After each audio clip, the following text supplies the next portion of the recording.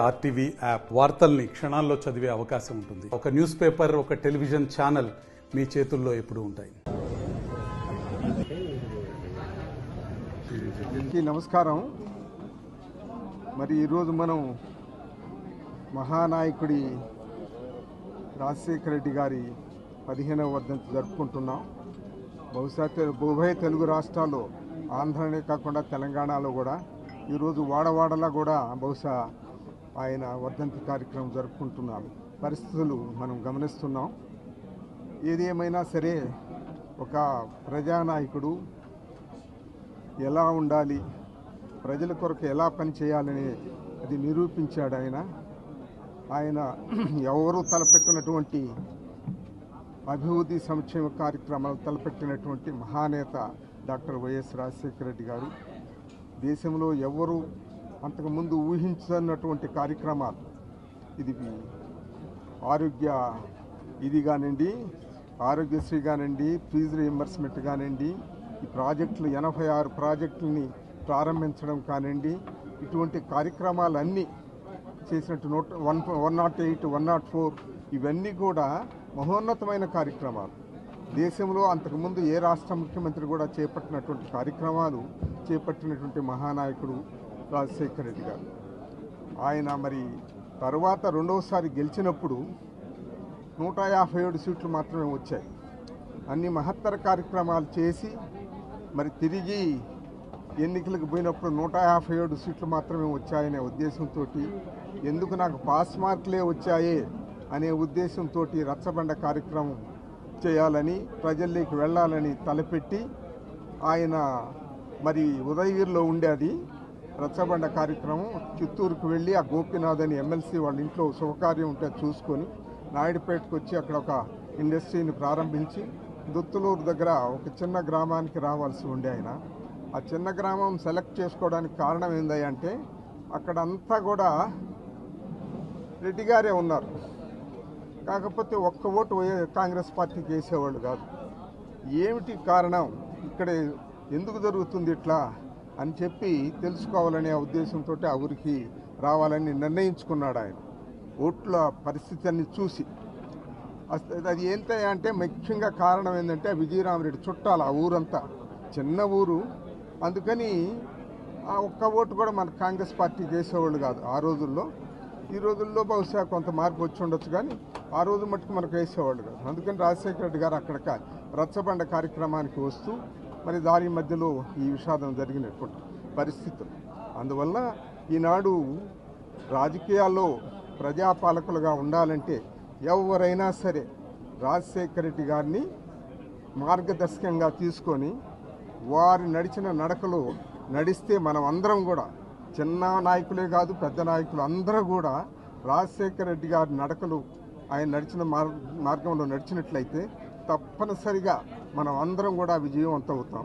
తర్వాత ఈనాడు జరిగినటువంటి ఈ కార్యక్రమం ఏదో ఉంది కదా, ఎన్నికలు ఈ మధ్య జరిగాయి, మనకు ఒక సునామీలాగా వచ్చి పోయింది. దానికి కారణాలన్నీ విశ్లేషించుకుంటాం, అవి తప్పనిసరిగా మనం సరి చేసుకుంటాం. తిరిగి జగన్మోహన్ రెడ్డి గారికి ఉజ్వల భవిష్యత్తు ఉంది, ఇంకా 30 సంవత్సరాల రాజకీయ జీవితం ఉంటుంది ఆయనకి. అందువల్ల ఏమొచ్చినా ఇబ్బంది ఏం లేదు. ప్రతి ఒక్కరూ వైఎస్ఆర్ కాంగ్రెస్ పార్టీ నాయకులు కానీ, కార్యకర్తలు కానీ, ప్రజలందరూ కూడా ధైర్యంగా ఉండండి, భవిష్యత్తు ఉజ్వలంగా ఉంటుంది. జగన్మోహన్ రెడ్డి గారు తను చేసినటువంటి ఏమిటేమన్నా పొరపాట్లుంటే సరిదిద్దుకోగలడు. వైఎస్ఆర్ పార్టీ మనం చేసిన పొరపాట్లుంటే సరిదిద్దుకొని భవిష్యత్తులో ఇంకా ఉజ్వలంగా మనం ఉంటామని కూడా నేను మనవి చేస్తూ మీ అందరికీ నమస్కరిస్తూ సెలవు తీసుకుంటున్నాను. జై. మహానేత, దార్శనికుడు, రాజనీతిజ్ఞుడు, గొప్ప మానవతావాది డాక్టర్ వైఎస్ రాజశేఖర రెడ్డి గారి 15వ వర్ధంతి సందర్భంగా ఆ మహనీయునికి ఘనమైనటువంటి నివాళులర్పిస్తూ ఈ రాష్ట్రంలో అభివృద్ధి సంక్షేమ కార్యక్రమాలకి ఆద్యుడిగా, సాధారణంగా చరిత్రను గురించి మనం మాట్లాడుకునేటప్పుడు క్రీస్తు శకం, క్రీస్తు పూర్వం అనేదైతే అనుకుంటామో, ఆంధ్ర రాష్ట్ర చరిత్రలో రాజశేఖర రెడ్డి గారి పరిపాలన ఒక సువర్ణ అధ్యాయం. అందుకని రాజశేఖర రెడ్డి గారి యుగం, రాజశేఖర రెడ్డి గారికి ముందు, రాజశేఖర రెడ్డి గారి తర్వాత అని మాట్లాడుకోవాల్సినటువంటి నేపథ్యం. ఈరోజు ఒక్కసారి ఆలోచన చేస్తే విద్య, వైద్యం, వ్యవసాయం ఈ 3 ప్రధాన రంగాలకు సంబంధించి ఉచితంగా విద్యుత్ అందించడంలో అదేవిధంగా ఈరోజు జలయజ్ఞం కింద సాగునీటి ప్రాజెక్టులు పూర్తి చేయడం, వైద్యం విషయంలో ఆరోగ్యశ్రీ లాంటివి తీసుకొచ్చి ధనవంతుడితో సమానంగా పేదవాడు కార్పొరేట్ ఆసుపత్రిలో వైద్యం చేయించుకునేటువంటి అవకాశం కల్పించడం, విద్య విషయంలో ఫీజు రియంబర్స్మెంట్ పథకాన్ని తీసుకురావడం, ఇటువంటి ఎన్నో కార్యక్రమాలకు నాంది పలికాడు. ఈరోజు నెల్లూరు జిల్లాకు సంబంధించి మాట్లాడుకోవాల్సి వస్తే రాజశేఖర రెడ్డి గారి హయాంలో జరిగినటువంటి అభివృద్ధి, ఈరోజు సంగం నెల్లూరు బ్యారేజీలకు సంబంధించి రాజశేఖర రెడ్డి గారు ముఖ్యమంత్రిగా ఉన్నప్పుడు దానికి ఆయన ఆ రోజు శంకుస్థాపన చేయడం జరిగింది. ఆ తర్వాత వచ్చినటువంటి ప్రభుత్వాలు ఏవి కూడా పూర్తి చేసినటువంటి దాఖలాలు లేవు. తర్వాత అక్కడ ఈరోజు సంగం బ్యారేజ్ కానీ నెల్లూరు బ్యారేజ్ కానీ జగన్మోహన్ రెడ్డి గారి చొరవతో ఈరోజు ఆ 2 ప్రాజెక్టులు కూడా పూర్తి చేసి ఈరోజు నెల్లూరు జిల్లాకు సంబంధించినటువంటి ప్రజానీకానికి అంకితం చేయడం జరిగింది. ఆ రోజు ఎవరైతే చిత్తశుద్ధితో పనిచేశారో, ప్రజల హృదయాల్లో స్థిరస్థారమైనటువంటి స్థానాన్ని సంపాదించుకున్నారో వాళ్ళ పేర్లు ఉండాలి, ఈ లోకానికి అది స్ఫూర్తిగా ఉండాలనేటువంటి ఆలోచనతో ఈరోజు వాళ్ళ పేర్లను కూడా మనం పెట్టుకోవడం జరిగింది. చంద్రబాబు నాయుడు గారు చేసినటువంటి ఘనకార్యం ఏదన్నా ఉంది అంటే ఉన్నటువంటి పేర్లను తొలగించడం తప్ప చంద్రబాబు నాయుడు చేసినటువంటి పురోగతి కానీ అభివృద్ధి కానీ ఈ జిల్లాకు మరొకటి లేదు. కాబట్టి ఈ జిల్లా అభివృద్ధిలో అడుగడుగునా రాజశేఖర రెడ్డి గారిని మనం గుర్తుపెట్టుకోవాలి. కృష్ణపట్నం పోర్ట్ వచ్చినా, ఈరోజు శ్రీ సిటీ లాంటి సెజ్ వచ్చినా, ఇఫ్కో ఈరోజు దానికి సంబంధించినటువంటి కిసాన్ సెజ్ వచ్చినా, ఇవన్నీ కూడా రాజశేఖర రెడ్డి గారి హయాంలో రాజశేఖర రెడ్డి గారి చొరవతో వచ్చినటువంటి కార్యక్రమాలు. కాబట్టి విలువలు విశ్వసనీయతకు పెద్దపీట వేశాడు. అదేవిధంగా జగన్మోహన్ రెడ్డి గారు అదే పందాలో ఆ విలువలను విశ్వసనీయతని కొనసాగించి ఈరోజు మరలా ఓటమికైనా సిద్ధపడ్డాడు తప్ప లేనిపోని హామీలు ఇచ్చి ప్రజలను మోసం చేయడానికి ఈరోజు సిద్ధపడలేదు.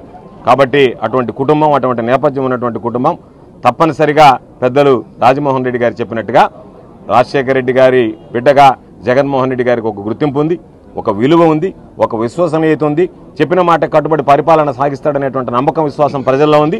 తప్పనిసరిగా భవిష్యత్తు మరలా తిరిగి జగన్మోహన్ రెడ్డి గారిని రాష్ట్రానికి ముఖ్యమంత్రి చేసేటువంటి విధంగా ప్రజల ఆశీస్సులు, రాజశేఖర రెడ్డి గారి ఆశీస్సులు ఎల్లవేళలా ఉండాలని కోరుకుంటూ మహనీయుడైనటువంటి రాజశేఖర రెడ్డి గారికి మరొకసారి ఘనమైనటువంటి నివాళులు అర్పిస్తున్నాం.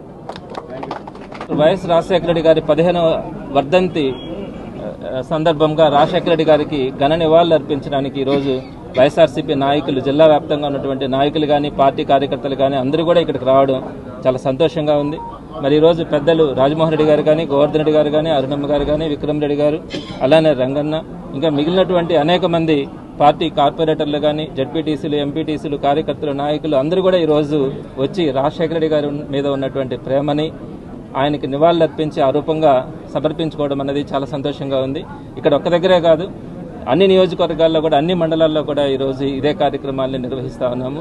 ప్రధానంగా ఈరోజు జిల్లా పార్టీ ఆఫీసులో పేదలందరికీ కూడా బట్టల పంపిణీ కానీ, అలానే పండ్లు కానీ, అలానే రక్తదాన శిబిరం కానీ వీటన్నిటినీ కూడా ఏర్పాటు చేయడం జరిగింది.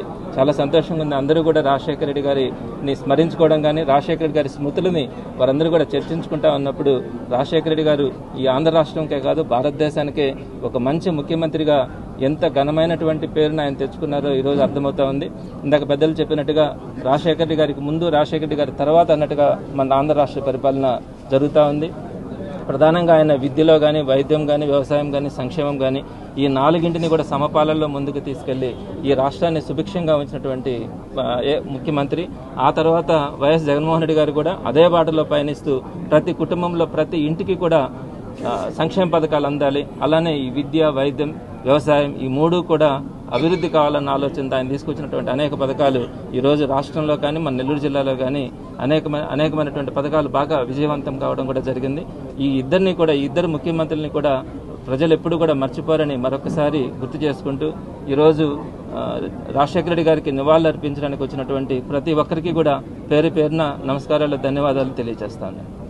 ముఖ్యమంత్రి వర్యులు డాక్టర్ వైఎస్ రాజశేఖర రెడ్డి గారి 15వ వర్ధంతి సందర్భంగా ఆయన్ని స్మరించుకుంటూ ఆయనకి ఘనమైన నివాళులు అర్పించుకుంటున్నాను. జోహార్ వైఎస్ఆర్. మరిన్ని వీడియోస్ కోసం ఛానల్ ని సబ్స్క్రైబ్ చేయండి. లేటెస్ట్ అప్డేట్స్ కోసం వాట్సాప్ ఛానల్ ని ఫాలో చేయండి.